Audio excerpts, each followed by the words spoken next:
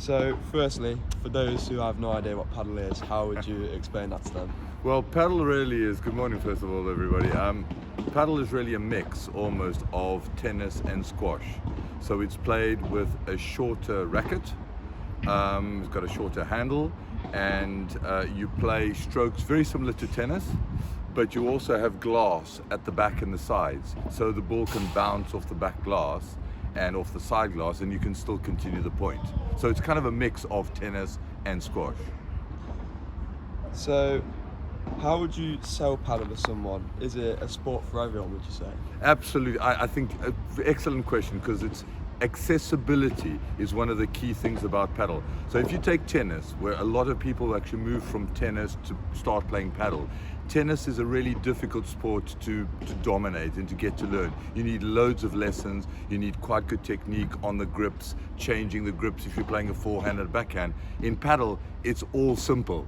You have one single grip, and because the serve is underhand, it doesn't require usually a ton of lessons. So pretty much anyone can pick up a racket and with a little bit of orientation can actually start hitting the ball around the court. Of course, there are some more complex areas like how to hit a ball if it hits a back glass and then get it back and so on. But to get started, it's such an easy sport to get going in. And so that means that it's great for young people, children and so on. A lot of sort of adults who haven't had racket sport experience can pick it up quickly.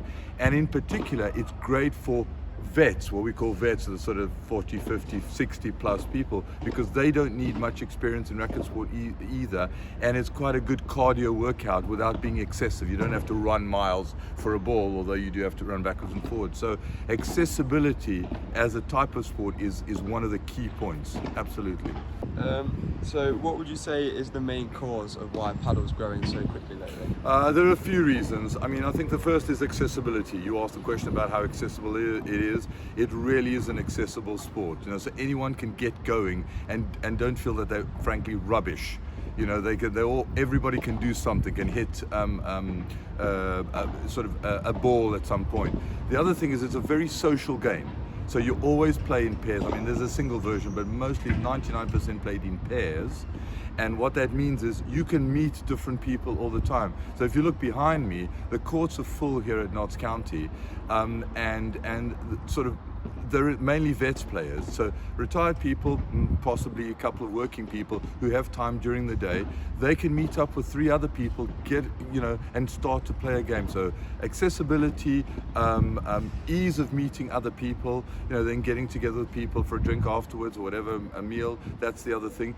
And the other thing is, although it's not a cheap sport, because court hire is actually not inexpensive, it's not a very expensive sport, because what we do have is we have the ability to, the rackets last a long time if you look after them. So you only need a racket, a good pair of shoes, and then you're on the court.